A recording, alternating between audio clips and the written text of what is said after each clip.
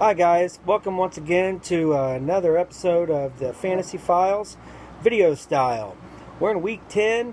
We had some blowouts this week and still have some really close races. Nobody's really running away with it this year. There's no team that's already a lock for the playoffs that you would think.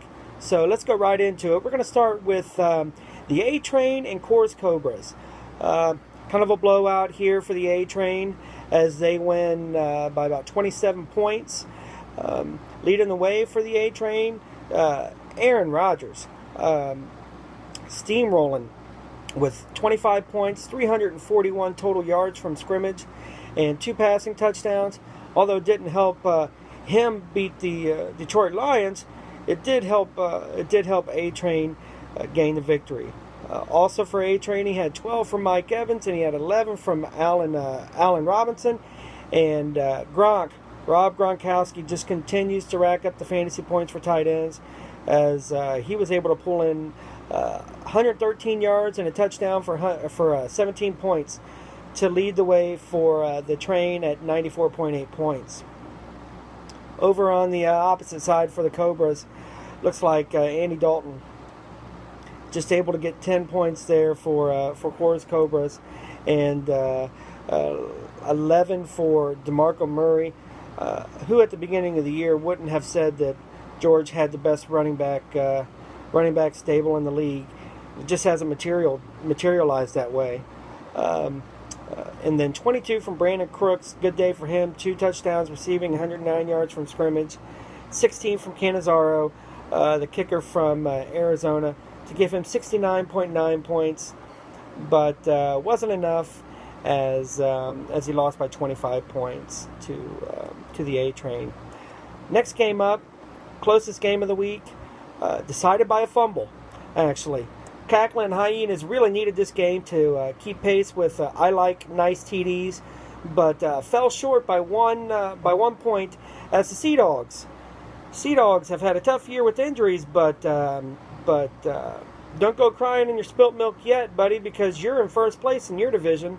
A lot of teams that wish they were in first place in their division, and you are. So that's something to be positive about. Something to not be positive about, though, was Peyton Manning for the Sea Dogs. Peyton Manning, -3 points for the game. 4 interceptions and 35 yards total from scrimmage. Never thought I would ever see the day where I would look on the waiver wire and see Peyton Manning on the waiver wire. But today was that day. It's a sad day. Kind of wish he would have just hung him up last year. But that desire to win, that'll make people do things that they wouldn't normally do. LaShawn McCoy, 15 points for the Dogs. And Michael Floyd, 23 points. Good week for Floyd. 2 touchdowns, receiving 113 yards, also from scrimmage. 13 points from that Vikings defense.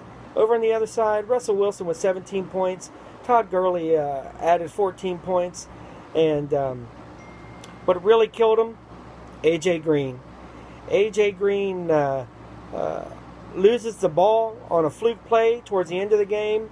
And it had been tied up to that point, but A.J. Green with the fumble, and that enabled Sea Dogs to win by 1 point. So, Tim, luck was on your side on this game. So the next game, the next matchup in the week, my team, Hamilton Bombers, going against Jellyfish. Important game for the Jellyfish. Important game for the Bombers, really. As both of them needed to win to keep pace in their divisions. Bombers ended up winning by, 36 points. So, pretty good spread there. Bombers, Carson Palmer led the way with 27. Ivory and Lynch had 12 and 11 respectively. Eric Decker, 14 points. And Pittsburgh defense added 15. Everybody scoring double digits for the Bombers except for, I can't seem to catch past Tyler Eifert, who only added in 2, and that gave the Bombers 97.5 points. As far as the Jellyfish, 16 from Drew Brees, hasn't really lit it up like he normally does in fantasy football. He's had a couple good games, but nothing too consistent. 11 points from DeAndre Hopkins, and that's it. Not another player in double digits for Jellyfish. And they ended up losing 97.5 to 61.4. As I said before, 36-point victory for the Bombers as they keep pace in their division and hold a slim half-game lead, which we'll go over here in just a second. Staying in that division were the quarterback sneaks and defeating TDs and Beer by 28 points. Quarterback sneaks had a great week once again from their whole team as a whole. Blake Bortles, got to be a surprise fantasy quarterback this year. 17 points, didn't really light it up this week, but has had a good year in fantasy football. Ryan Matthews and Lamar Miller putting 10 and 15 points in each. Antonio Brown has got to be in the running for MVP, actually. 27 points this week, 139 yards receiving, a 2-point conversion, and 2 touchdowns. As when you know if Ben Roethlisberger's going to throw the ball, he's throwing it to Brown. Let's see. Also, 10 points from Graham Cano, and that will give the quarterback sneaks 94.8 points. Over with TDs and Beer, who got 66.5 points. 21 from Derek Carr, who's had a great fantasy football year this year. But that was it. That was the only player in double digits. Nobody even really else came close to being in double digits for TDs and Beer, and that really cost him as he dropped this one and dropped into a tie for first place in the division that he's in, losing 94.8 to 66.5. Next game, Pacific Doom, blowout, biggest blowout of the week, beating Meadowland by 35 points, basically, right around 35 points. Big game for Pacific Doom. Let's see here. Tom Brady, who just continues to pull unicorns out of his butt and win games that nobody should win. 23 points. You got 27 from AP, who just had a breakout week, 216 yards rushing, and 1 rushing touchdown, who continues to defy time and just be a great running back.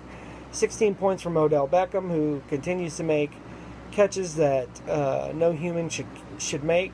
And Josh Brown, kicker for the Giants, adding 17.8 points. Maybe if they had converted one of those field goals into a touchdown, Patriots would also be would also have one loss, but it wasn't to be, as the Patriots get a win on a last-second field goal. Over there on the other side for the Meadowland, who's had a disappointing year, I'm sure that he thought he would have a much better year than what he's had, was Jameson Winston, 17 points. Char West with 28 points rushing, 22 points from Martavius Bryant, and that was about it. You would think with those three putting up great points, you'd win, but when you get 2, 1, and 1 from 3 different players, that kind of holds you down. So he loses to Pacific Doom, 114.8 to 79.7. And last but not least, we have Spread the Wealth, who was in another tight game with I Like Nice TDs, winning 73.1 to 71.8. Close game for them, but they pulled it out at the very end, actually by Mike Nugent, who scored the only points that the Bengals scored all night, 6 points. They scored 6 points. He needed 6, and Mike Nugent got him 8 for him to take the win. Leading the way was Eli Manning with 25 points, and then Jordan Reed with 14 points. But those were the only 2 that he had in double digits. But those were enough, as everyone else added to the cause for Spread the Wealth. But like I said, Mike Nugent winning the game for him. I Like Nice TDs, 22 points from Cam Newton, who has had a great year, probably in the running for MVP for the league. Was able to add in 22 points, 11 points from Jarvis Landry, and 12 points from Gary Barnage, 14 points from Robbie Gould to give him 71.8. Just came up a little too short. Antonio Andrews with 0 points really killed I Like Nice TDs, who could have won if he had just played Joique Bell or Javorius Allen as running back. 2 and 3 points respectively would have won that for him. So those are the games this week, and like I said, some close matchups, but also some blowouts. Let's go over the division and how the playoff race looks. Only 4 more weeks to the playoffs, and then we get going. In the AFC, really close division for the top 3 teams. You got Sea Dogs at 5-5, struggled with injuries, but you still end up in the lead in your division with the TDs and Beer losing.